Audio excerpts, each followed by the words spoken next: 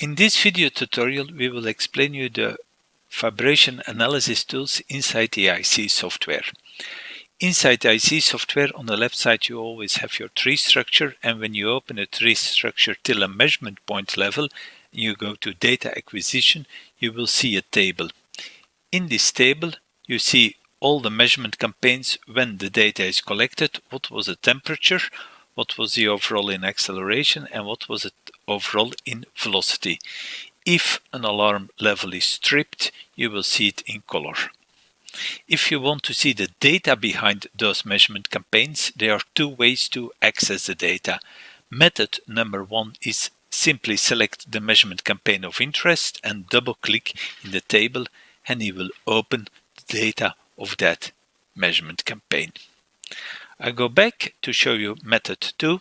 Method 2 is when you have this table in front of you, go to show graphs, and now you see the temperature over time, the velocity overall value over time, and the acceleration over time.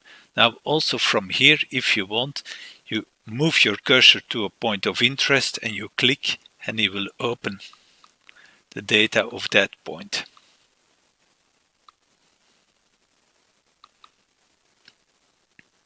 So now you have the measurement campaign of that moment. What do you see here? You see when it was measured, and in the globals is displayed what was the temperature, what was the overall in velocity, and what was the overall in acceleration. With this function here, you can navigate to the next measurement campaign or to the previous measurement campaign. Inside a campaign, there are always three different plots, and the three different plots are here. You have the spectrum in velocity, you have the spectrum in acceleration, and you have the waveform. Now, the velocity spectrum and the acceleration spectrum are always displayed in reduced resolution. The reason for that is to make the web browser faster. If you want to see the data in full resolution, you have to click on detail, and then he will display the spectrum on his full resolution. So now we will go further with the analysis tools on the spectrum. So I have the spectrum now here. You see the name of the machine, the name of the point and when it was measured, and the nominal speed. If you move your mouse over the screen, you see here what the frequency and the amplitude was. First thing to explain, you can easily make a zoom with dragging a box, like this for example, so you can easy zoom, and when you double click in the plot, he shows again the full spectrum. Now at the bottom are two functions here. If you click on save spec, he will create a PNG file from that you can open here and, for example, store it or insert it in other reporting modules. And if you go to keyboard shortcuts, here is a list with shortcuts for analysis tools, and we will explain them now one by one. And keyboard shortcuts.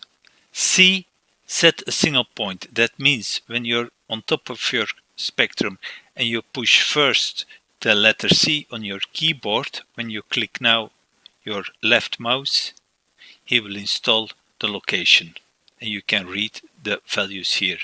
If I move with my mouse and I click on a second place, you see that the cursor will jump always to the location of my mouse. D is a function to destroy a peak or to remove a peak. So when I go to a high peak,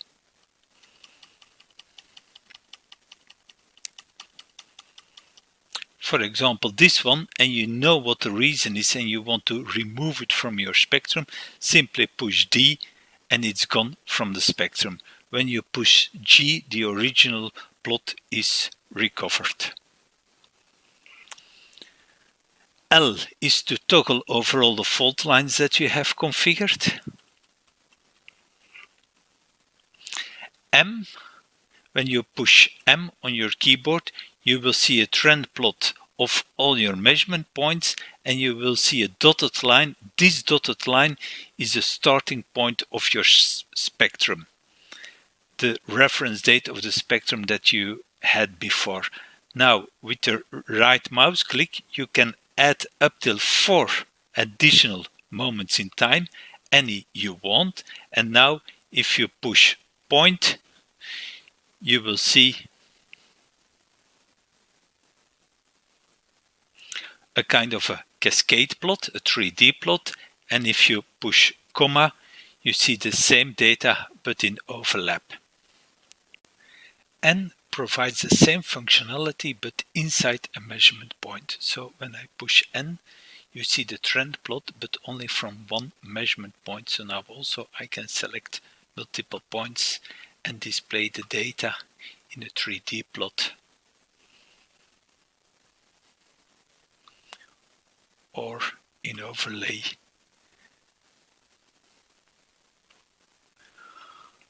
When you push P, you add a kind of a second cursor, P, and you see I have a second cursor.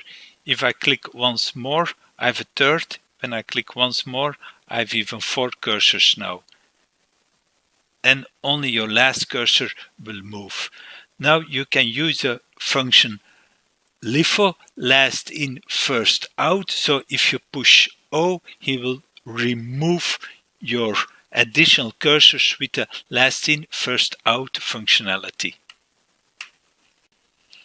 R is to correct the speed or to adjust the speed based on real vibration.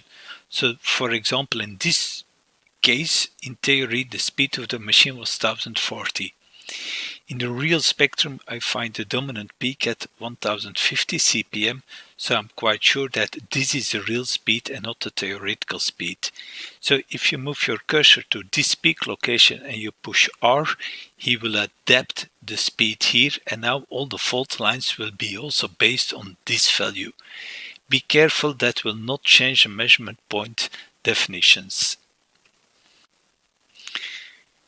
S is to see sidebands.